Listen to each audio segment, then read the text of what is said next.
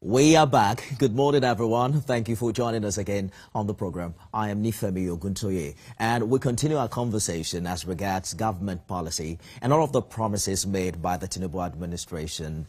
18 and 19 months thereabout into this administration, Mr. President is saying 2025 is a year to look out for, especially when it comes to seeing the real impact of all of these decisions and policies on the quality of life of the average Nigerian. I'm joined this morning by presidential spokesperson Bwala, who is also the special advisor to the president on media and policy communication.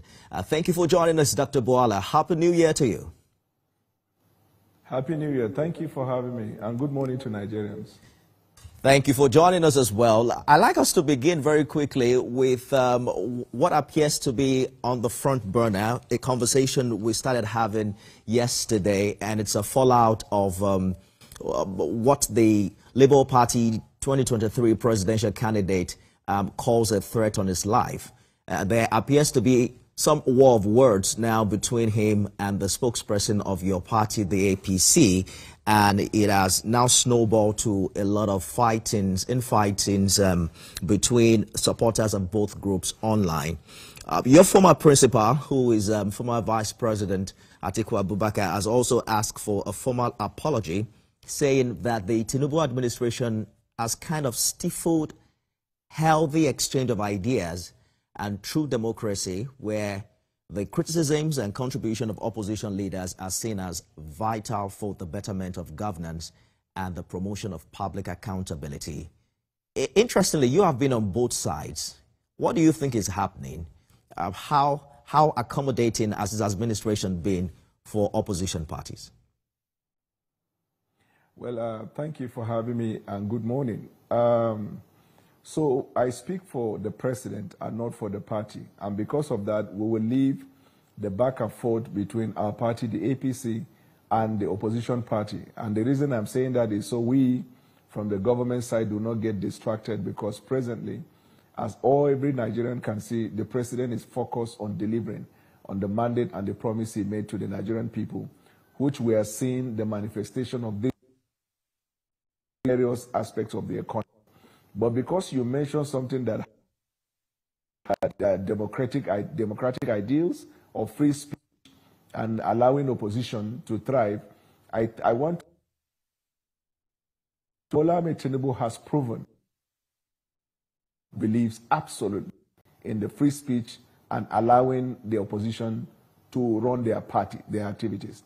But of course, you don't expect the president to run a party or to try to fix a problem of an opposition party simply because he wants to prove to Nigerians that he believes in opposition they have to do. But I'm sure that the Nigerian people are very clear. Bwala Tinubu is the saddle, and all of them, in my view, are patiently following the president as he guides us through this reform process, so we can go to a point where Nigeria will work for everybody, not Nigerian working for some people. And over the last 18 months, the Nigerian people can see the visible, touchable, feelable effect of this policy. One is that before President Bwala Tinubu took the office, know that it was reported that over 19 or 20-something states of the Federation were bankrupt and insolvent, could not pay salary. By the president's policy of removal of subsidy, it has generated increased revenue. Now, states are not talking about insolvency or bankruptcy. Now, we are asking the states to do us a favor and deliver on the promise they made to the state by ensuring that there is economic equality, by ensuring that we deal with poverty, by ensuring that we ramp up agriculture. Of course, you must know also that before President Bwala Tinubu took the oath of office, in other aspects of the economy, Nigeria was practically doing nothing. The foreign reserve was depleted with speed, like the speed of light. Right now, we have in the foreign reserve on the excess of $40 billion. And this is a savings even while we are paying the debt and clearing the forest backlog. At the same time, even seeking to invest on critical aspect of the economy, which is infrastructure. You look at healthcare, human capital development, agriculture, and everybody will see it. On recent time, I've been asked by various television stations as to the fact that they agree there is the progress in the administration, but that the progress is not moving the needle. And I told them, the whole essence of economy is limited resources, unlimited ones, and prioritization of your goal so you can achieve. Only in infrastructure, it was reported by economic experts that if Nigeria must match the level that it is expected as a third world country, we must invest $10 billion annually only in infrastructure. President Bwala Tinubu is dealing with a budget that is only a little above 10, if I'm not mistaken, on all areas. So everybody is seeing what he's doing, and he refused to be distracted into mundane things or political party that are not existent at the moment. But that's also the issue, because when it comes to, I quoted Atiku Abubakar talking about the need for a healthy exchange of ideas and the need to hold this government accountable. Don't you consider it dismissal or dismissive if you say, don't listen to them, what they're saying doesn't matter? Isn't that the whole essence of democracy, to get the full side of the story? I mean, the different sides to it. No, we are actually waiting. We are already on our ideas. What is the idea of the All Progressive Congress, and what is the idea of the president? The idea of the president is reflected in his policies. Anytime we'll intervene in the media on all areas that we find the opportunity, we talk about ideas, issues of the economy. So if you want to come and meet us, talk about economy. Don't be talking about personality and insult. We talk about growth process, and we talk about indices of growth. We talk about dealing with insecurity, because we believe if you deal with that, you'll be able to have our people to go to farms, our people will go to farms, and we will have increased production of agricultural produce. We even went as far as communicating to Nigerians that President Bwala Tinubu knew before people started talking about agriculture in the climate change and in the G20. He started focusing on agriculture way before that. And this recent visit he made to the G20, they built on what was agreed at the climate change. And what was the focus? Dealing with hunger, poverty, and climate change. And these are areas that the President Bwala Tinubu had foreseen and has begun working in that. Look at the effort we are putting in agriculture. These are issues. These are ideas. So if you have a contrary view and you believe that what we are doing is not effective or is not producing the desired result, come and talk to us on those ideas and provide alternatives to say that if we were in government, this is how we would have done that. So when we say we remove subsidy, tell us what you would have done differently. Not to be calling conjecture. And very funnily, the media too in Nigeria, very sadly, also don't promote the discussion of ideas. Whatever comes out of Facebook or Twitter on social media, which most often than not is fake news and disinformation, the mainstream media or legacy media run with it. So if you want to promote ideas, whenever people come with mundane and irrelevant conversation, ask them to talk to us on those policies that we are running on and tell us what they would have done differently. And then we will bring up political theory and economic theory to tell them why we're doing what we're doing. It isn't fair to, put all of the mainstream media together and say the entirety of what we do is go to air with what we see online. That is absolutely not true. My channel, for instance, has... just a minute. My channel, for instance, has reporter in all of the 36 states of the country. We don't rely on Facebook, Twitter, or Instagram to get the news. But I want us to speak to the issues, because that's most important. And that's why we're having this conversation. No, but permit me, you have raised the point. Permit me to react. That's the most decent way to deal with issues. I have never used and I've never mentioned a media platform. Why is the media very sensitive? Anytime you use a general term, so if you say Nigerians are hungry, all Nigerians hungry? You said mainstream and traditional media gets their information online. You just mentioned that now, and that's what I was reacting to. That's a generic term. That's what I'm saying, that it's not fair to put the entire media under the same umbrella. But I'd like us to move ahead, Dr. Bwala, so that we don't waste time on this. This is not why we're here in the real sense of it. I want us to speak to the issues. The reality right now is that how this administration is faring, or how it thinks is faring, is sharply different from opinion from other stakeholders, especially in the opposition party. And they are concerned about certain issues. upon which they have premised their position, one of which is that Nigeria has fallen from having the highest GDP in Africa in 2014 to ranking 4th with a GDP less than 50% of what we had 10 years ago. They're also looking at the issue of per capita income that has significantly dropped from about $3,500 to barely $1,000. And they are saying that the experience, the economic experience of the average Nigerian has significantly deteriorated in the past 18 months. How relevant are these figures, Dr. Bwala, to the review of this administration's economic policies? The answer is very simple.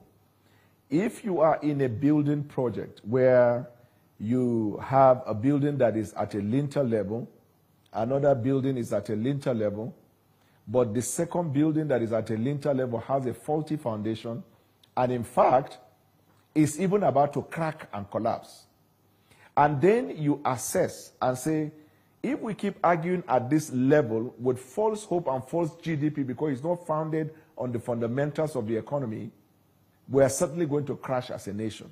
And then somebody comes, a builder or an engineer comes and says, look, we are very concerned about building a building that will last, not a competition of which building is taller than the other, and decide to crash it and start the foundation in order to put structures that will make the building last not only for this time, but time after us. When you commence this restructuring of the building at the foundational level, if you are taking data or you're making analysis at the moment, it will seem that this building you're starting all over is backwards, which is a reflection of what you see in the economic life of the Nigerian people, what you see in the reflection of the indices in GDP and the rest. So there is nowhere in the world where you are carrying out a reform that you will say, whilst you are carrying out this reform, everything will remain as it is. Definitely you're starting all over again. The good news I have to tell Nigerians is that if you look at the last 18 months, beginning with when the president started this reform process, we have now seen results coming from Data Bank House. If you look at the last Bureau's report, you have seen the growth of the GDP, you have seen unemployment declining, you have seen employment going up, you have seen importation going down, you have seen the export going beyond Africa to Europe, you have seen the increased revenue to states, you have seen infrastructure in key areas of the economy, you have seen education, people who could not afford education are having access to education.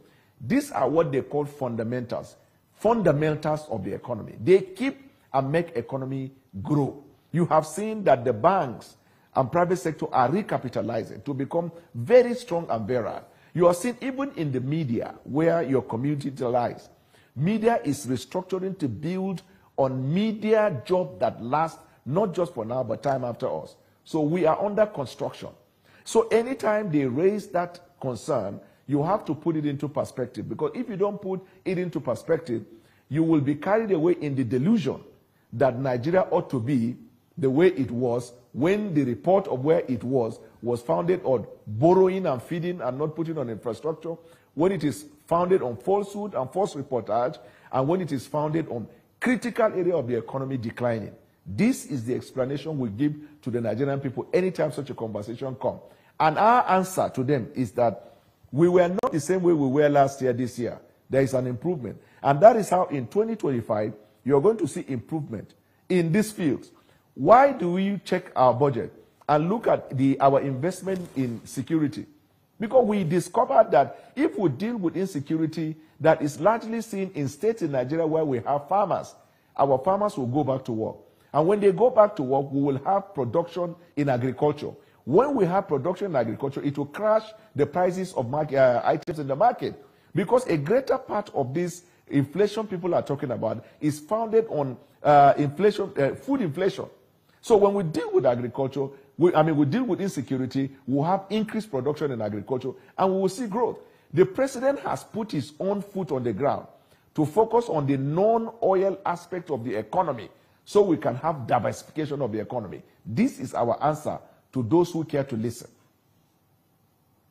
Increased allocation to state governments. Earlier this year, Mr. President emphasized the critical role of state governors in driving Nigeria's prosperity and economic growth. He also mentioned, of course, that they get 65% of the federal allocation, which has significantly increased as a result of the removal of fuel subsidy. How do you think the subnationals have been able to, do you think they've been able to adequately complement efforts of federal government in this regard? So this is the point, and the president is always careful about not throwing the governors under the bus. That's why when they visited him in Lagos, he made it clear to them, even to allay their fears, that we are not after your local government because of the introduction of the local government autonomy. We want a Nigeria that will work. We want to take government to the local, to the base, to the grassroots, because all politics is local and all government is at the grassroots. We are concerned about the growth of Nigeria. We are concerned about the future of our people. Well, we are concerned about healthcare in Nigeria. So he made that clear to them. Now, if you bring every independent person to give his opinion as to the much that the federal government is doing and whether that is also reflected in the state, I have assessed and I've listened to a greater number of analysts, and they came to the conclusion that most states in Nigeria are not meeting up to expectation. Because if you go to some of the states in Nigeria, you will see that even though revenue has increased, but the situation in those states is the same as it was before the increase of revenue, in terms of salary of workers, in terms of local agriculture, in terms of chieftaincy matters, in terms of healthcare at the grassroots, basic primary healthcare, in terms of infrastructure as well. And then you come to human capital development by provision of, renovation of schools. So there are quite a number of states that are not meeting up to expectation based on analytical views of various people. And that's why every time the president gives them the money, when they come and they say they needed money for that, he's always open to giving them. He enjoins them to please take this governance to the people. The reason we are taking this direction is so that every Nigerian, he has always been emphasizing that he wants a government that works for all, not a government that works only for private sector or a government that works for the elite, because the nation consists of the undertrodden, the people who are below poverty line, those people who are struggling to survive, the working class, the elite, the business entrepreneurs, and he's looking at an economy that will touch all the fabrics of this society. And then we can say we have a country everybody can believe in. And the 70%, if not more, of the constitution of the Nigerian people are at the state level. That's why I often say people should not look at politics from the prism of the opposition, because they don't want to be real with this fact that government is at the local. And until we begin to also call our governors to account on the critical areas that we feel the money should be put into, we may not be able to see the desired result, while the federal government is doing more than it can and even going to the extent of borrowing, so we can invest more in these areas. It matters, therefore, based on your submission, that both the central and subnational governments are on the same page as regards the definition of development.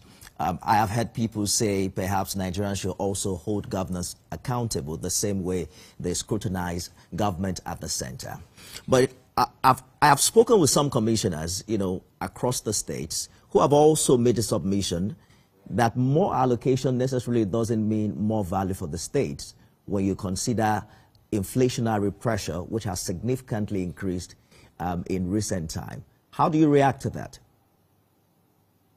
And I have done that, I think, in 2-3 different TV stations, when that argument is made, that even though there is increased allocation, when you put into, when you factor inflation and you also factor the dollar to naira, you will see that even though there is increase and there is no impact. I said, let us look at it contextually. When workers are paid, they are paid in naira, not in dollar. When they go to the market to buy food, most of the food crops, food produce and items that they buy in the market are locally produced. So where is the effect of the dollar? If you go to buy tomato, you go to buy rice, you go to buy onions, you go to buy some of these critical things that we take care of hunger and feeding, these ones are locally produced. So where is the effect of dollar to say that the naira has become so low it cannot be impacted? I think that we need to also have, although we believe in free market economy, but there should be some sense of focus on these people who are doing economic sabotage. You remember when the president released rice, we found rice hoarded in places. There are people who, in a bid to hurt the president, they are businessmen, they will buy this food produce in large volume and hide it somewhere, will not want to make it available to the market. So they can create scarcity and get the people to be angry with the president. I mean, there are a lot of undemocratic elements that are trying to make the government ungovernable. But in the real sense of the word, with the numbers, we look at the data and the numbers, and we saw that food inflation constituted the highest in the inflation generally. And so the president decided to invest in agriculture. And that's what we're doing. The prices of items about 6 months ago are not the same with now. In last November, December, because of festive season, people were hoarding product in order to bring it out during the festive season and sell it and hike it. So there are certain elements that have nothing to do with the indices that are trying to undermine production in this area. But the government effort in this regard, I think, is quite obvious to everyone in terms of provision of seedlings, incentivizing agriculture in Nigeria. Many people are going into agriculture at the moment. So, and this is the key. If we hit it, and we are able to bring down food inflation, you discover that the monster of the inflation is going to go down. Mr. President continues to reiterate his ambition to reduce inflation rate from 34 to 15% this new year. We've spoken with quite a number of economists who consider that non-realistic. As a matter of fact, the IMF is projecting that inflation will drop to 25% and wouldn't reach 14% until 2029. That's 4 years from now. Yes. So let me tell you, there is this saying that says, any man who sets up a goal only because it can be achieved has defined his own limitation. If you want us to set our target of reducing the inflation to probably 25, because it is doable, it is achievable by natural and ordinary interpretation of economic indices, then we have defined our limitation. The president believed in work. He believed in effort.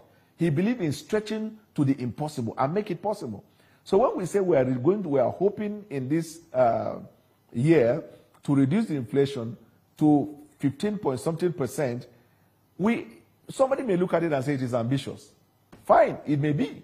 But our effort is that we look at the indices. For example, like I told you earlier, when I said food inflation constitutes the highest in the general inflation, right? If we are able, as we are already investing in agriculture, to crash it to a level where it will be obvious, we get private sector to also invest in agriculture. We're able to motivate the Nigerian people to go into agriculture because of the incentives we are providing. Even many years ago, we used to have a policy, they say, whatever your profession, farm. If we do that, and we crash this food inflation, we believe that it is doable to achieve this goal. But let me tell you something about goal setting and achieving. If you set a goal to the moon, and you go to 37,000 feet above sea level, even if you don't meet the moon, it is still a success because you have stretched yourself to go beyond the ordinary. All these IMF prediction and economy experts prediction that inflation will be 25, 27 might just be based on ordinary happenstance or ordinary things on the table. The president believes in stretching yourself, work hard and beat the target. And hopefully we'll be able to beat with that. We'll talk more about some other projections shortly. We'll also open the phone line so we can hear from our viewers. But that'll be right after this break. Stay with us, everyone.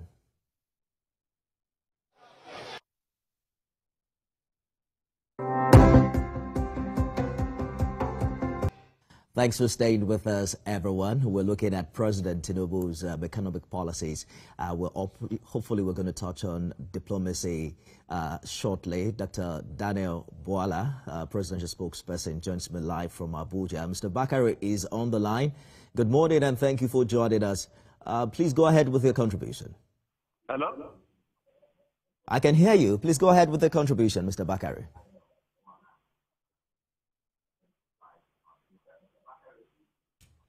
Yes, my name is Bakari from Ayobo. Yeah, I just want to support what Mr. Dr. Bwala said. about most of this big, yes, what of this big. So I want to discuss about about what Dr. Bwala said about the big media houses getting most of their information from media, from the social media. TVC, one of the outfits we usually watch, of recent started even some trending, getting information on trending media disease, which is, the mother situation have started it. So when you get information from social media, at least like the anchor said, you can, when you have your reporters all over the state. The reporters should be able to get you the facts, not on social media. Thank you very much.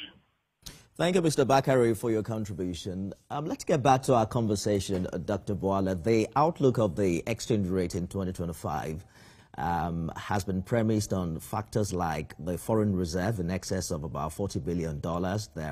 There's the Eurobond proceeds on reserves, the import substitution effect of Dangote and Port Harcourt refineries. We are also hearing that the Warri is working at about 60% capacity. But there are some who still insist that the NNPCL lacks the effectiveness to make these refineries function competitively in such a way that it can bring the kind of gains that can get to Nigerians at the grassroots. What is government counting on in this regard? Well, I hope you know that NNPC is a company. It's a limited liability company, although the federal government has a stake in it. But under corporate governance, at every given time when an organization is not functioning optimally or is not productive in the sense of operating with profit, then definitely it will call for reform and restructuring. And President Bwala Tinubu, as someone who came from the private sector, is well aware of what it takes to make a business profitable and business successful.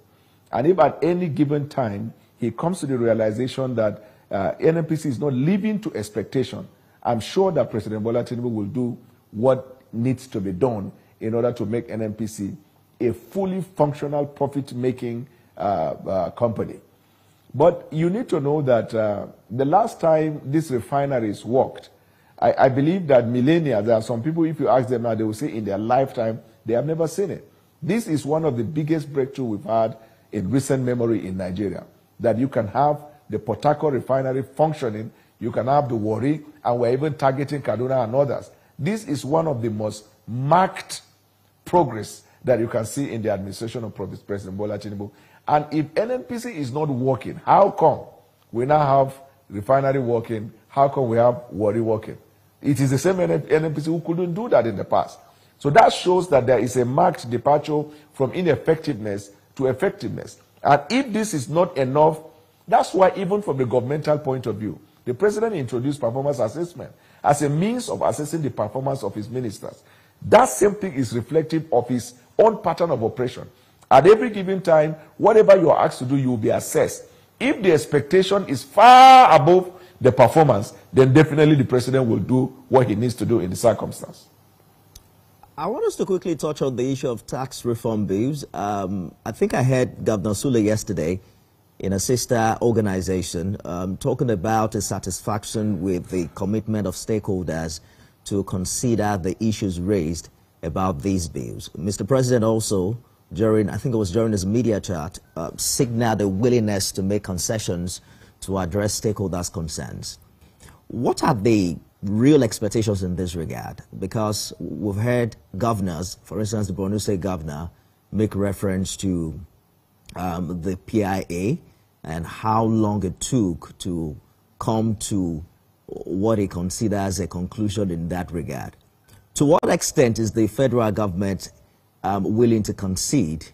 Are there untouchables, especially in very controversial areas that has to do with VAT and the new model this bill is recommending? Under a normal democratic and governance procedure, the president sponsored a bill, an executive bill, and that bill is in the National Assembly. Ordinarily, there shouldn't be any conversation outside of that prison, but to have the deliberation in the National Assembly. Every governor has at least 3 senators and not less than 9 House of Rep members. Some have 18 and more. But what that means is that whatever your concern is, you will speak to the National Assembly representatives of your state to take it to the National Assembly in the deliberation. But the president, being a negotiation and collaborative president, decided to stretch it further by ensuring that the tax team engage with all the critical stakeholders in Nigeria. This is what ordinarily the National Assembly will do, because when you sponsor a bill and they read the bill in the first reading, they will later commit it to public hearing and they will do all those things that are necessary. But the president went beyond that and ensured that there is a robust stakeholder engagement where governors, private sector, students, everybody was involved. And in fact, this tax reform bill is one of those initiatives in this government that has had the widest coverage in terms of consultation. And all the governors have agreed that this bill is very, very good. Some of the governors are only quarreling on a section in one of the bills. And I said that I know what politics is. Sometimes, like I gave example in one of the TV station, even if you look at it in America, the Republicans and the Democrats, if you bring bipartisan bill, it passes without problem. If you bring a bill that they feel that Democrats will benefit more than Republicans, then you will see real politics in it, because everybody wants concession. Since you need this very urgently, we need this. And if you want us to support this, you also have to concede here. That is what is happening. It's not out of the ordinary. The politics side of it is the sad part. Because if you look at those who are criticizing this bill are second-term governors. The first-time governors are not talking. In the same area where you think that people will cry against the bill. That is how you will know that there is a politics to this whole thing. But the disposition of the president, let me land. Let me land, hold that thought for a minute. There is a disposition. Hold that thought for a minute. The disposition of the president is that of collaboration. Okay. He wants to relate with the governors in a collaborative way. He's not combative. He's not trying to say, I will move with or without you. He has even said that there is no bending over back that we cannot do in order to get this bill to pass. All right. So far, the good relationship between the president and the governors is encouraging. Let's take Reverend Dominic's call from Alimosho here in Lagos. Good morning, Reverend.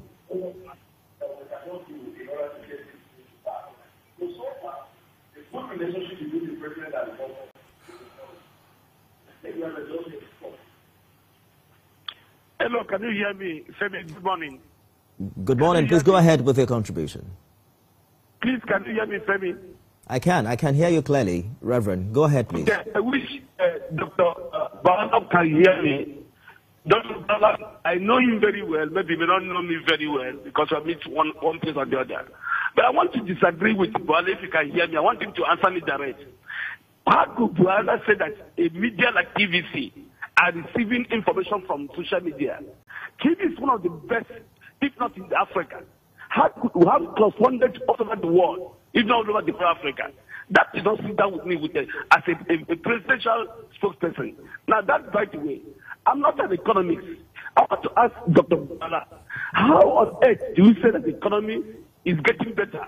Where the minimum wage is 70,000 and a bag of rice is 100,000. That's by the side. Number two, the last year budget was predicated on $850, if I'm right. This year's budget is predicated on $1,500 US. So if a bag of rice last year on $850 US is 100,000 naira, how will it look in the year 2025, where the economy and the budget is predicated on $1,500? Let Bwala could answer us. And I want Bwala to become more civil in talking to Nigerians. We're not. All right.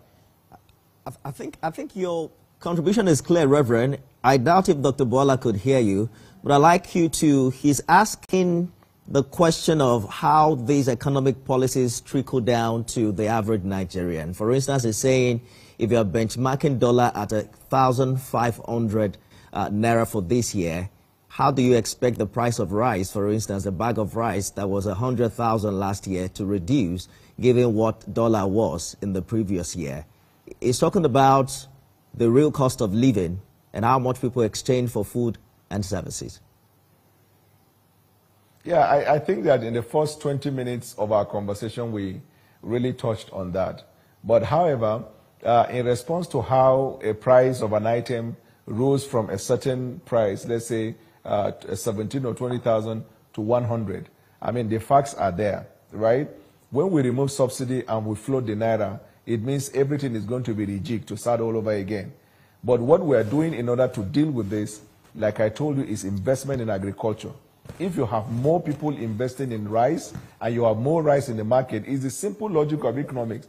If there is surplus in the market, it crashes the price. If there is limited number in the market, it will now create the inflation because the prices of those items will go up. I gave you a perspective of how some businessmen in this country will buy this item in large volume. They will hide it somewhere simply because they want the scarcity to create the inflation in the market. And I said this is undemocratic. I also told you about the investment that the president is making in the area of agriculture through the provision of seedlings. There are quite a number of incentives in that field. And this is in a bid to deal with the problem of food inflation. We discussed that for like 20 minutes. Yes, I hear you, and I understand you, but you know, this conversation is for the people, and it's important that we also explore the issues they are raising. Because it's okay. The way I understand it, it's okay. Even at best, if we get the inflation at 15%, which experts say is practically impossible, what it means for the average Nigerian is that what they buy for 100,000 naira last year, they will now exchange for 115,000 naira, not necessarily 85,000 naira. The question on their lips is, we couldn't afford it then. What's the assurance we are going to be able to afford it now? How does that message represent economic and financial liberty for them? Yes, which is what we have taken our time continuously in engaging with Nigerians to say that Mr. President is carrying out a reform that will put the economy in better footing. And although it has created discomfort and inconveniences for Nigerians, but the president has been saying, hang on with me, have faith in the government, because we are putting in place structures that will make this better, and that we are not going to stay here for a long time. We are going to come out. What are those structures? We've explained the issue of dealing with agriculture. We talk about local production. We talk about the area of human capital development. We talk about the healthcare. You have a very limited resources, and you have so many things you need to put in order to raise the living standard of the people. So you're prioritizing the investment and you're providing intervention in every area. Take, for example, because of the policy, there are people who have difficulty paying their school fees. The president introduced NEL Fund. They can access it, and a lot of people have accessed it, and they have a better life in that. There are many other areas in which the last December festive season, so many people wanted to travel, but there are problem of transportation. The president ordered that transportation be crashed to half the price in order to make it easy for the Nigerian people. So day and night, Mr. President is working on the fundamentals to ensure that the Nigerian people get to a point where life will be better for them. A little more patience from Nigerians and we'll be out of this predicament. All right, let's take this call. Good morning. Please go ahead with your contribution in a minute if you can. Yeah, good morning, sir, and good morning, Mr. Bwala. I just want to say it's unfortunate. It's very, very, very, very unfortunate that Barrister Bwala come on TV and said the economy is getting better. I am really disappointed. Though I know that what political appointees are doing, sometimes they will just wear good shirts, you know, that's because they started making money, then come on TV just to pay so that the president will, sweet talk so that the president can, so we are working. But the only person that I can listen to on TV now that I will take home is Babajide, who always speak. He doesn't care whether you kill him, you know. But a tin of celery like I used to buy last year for 6,000. A very like now is not 15,000. Go and find out if I'm lying. Pampers of Jumbo Park, I used to buy 9,000. It's not 12,500, going to 15,000. Live chicken, old layers, I used to buy 3,500. It's now 8,000. Go and find out. These little basic things that we eat that are supposed to make the poor people, at least to put food on their table, is going up every day by day. In fact, I don't even know how this government is going to come out of this. One thing I just discovered is what our people, leaders are doing is just to grab power, come and answer a powerful person, then put their name in record and go. Then Buhari came in, we thought there would be hope. That hope was dashed. Then this one has come. Then before you know it, this time will fizzle out. People, all his boys will make money. Just look at the people around them. I think we lost that call. Dr. Bwala, did you hear the caller? Yeah, I heard a bit, but I can understand his frustration. Actually, he's not the only one. A lot of Nigerians are frustrated because of the discomfort. You know, it's just like you're administering medicine to somebody who has a medical condition. It is not sweet. When you ask him to take pills, it's bitter. When you administer the injection, it's painful. All of this process that will lead up to his recovery will not be comfortable for him. But one fact that is clear for anybody who is taking medical treatment is that this treatment is going to take him to full recovery, where he will have his life back to do more than he was doing before he took ill. It is just a natural explanation. And we made that clear over and over. There is no economic model or theory that will make, when you embark on a reform, that the reform will yield the result immediately. Even when you go to farm and you put the seed on the ground and you plant, it has a process where it germinates and it grows and it gets to the harvest season. I know that because of the discomfort, a lot of Nigerians don't have time to be rational in their thinking to say, okay, since we don't believe the government in what they are saying, so what are the economics saying about what the government is saying? Because that's one way by which you can gauge the policy of the government, whether the government is not being truthful to Nigerians or not. In the last, I think 2-3 months, all the economic experts I've listened to, they agreed that the indices of the economy is leading us out. And the numbers, that is how you know. You look at the numbers. But the common man who wants food on his table does not care about the numbers. He wants the food on the table. But for those who care, look at the numbers. Inflation going down, GDP going up, export increasing, import reducing. All of these things, import of oil, reducing. All of these things are those indices, those factors that you use in determining growth or the lack thereof in any society. And so what we do, while we go through this process, because Nigeria consists of people in different levels of understanding, so we take our time to convince them, to beg them, that they should be patient and let us have faith in government. Government is taking us out and will be out. Talking about when political appointees are appointed, I have been supporting the president in the past 10 months before I was appointed. And I maintain the same position. I'm not here to do sugarcoat anything. I listen to economic experts. And all of them agree that the indices are going towards it. In fact, the only complaint I've had experts say about the economy is that they said that this our growth is not very fast. And the answer is simple. Limited resources. If there is an analysis that says only in infrastructure, you need $10 billion every year for Nigeria to rise to the level where it is expected. Do we have that $10 billion?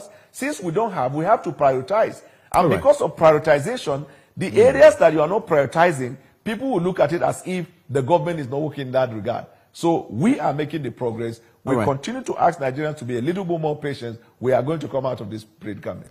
I hear you, Dr. Bwala. You have spent 19 months. I hope you know that time is ticking, and you are almost mid-term into the four-year tenure. So when you say people should be patient, it's important that we also put it in context. We have to go now. We have just 2 more minutes. I was wondering if I can get your thoughts on the local government autonomy you mentioned earlier. The Supreme Court delivered a landmark judgment last year, July.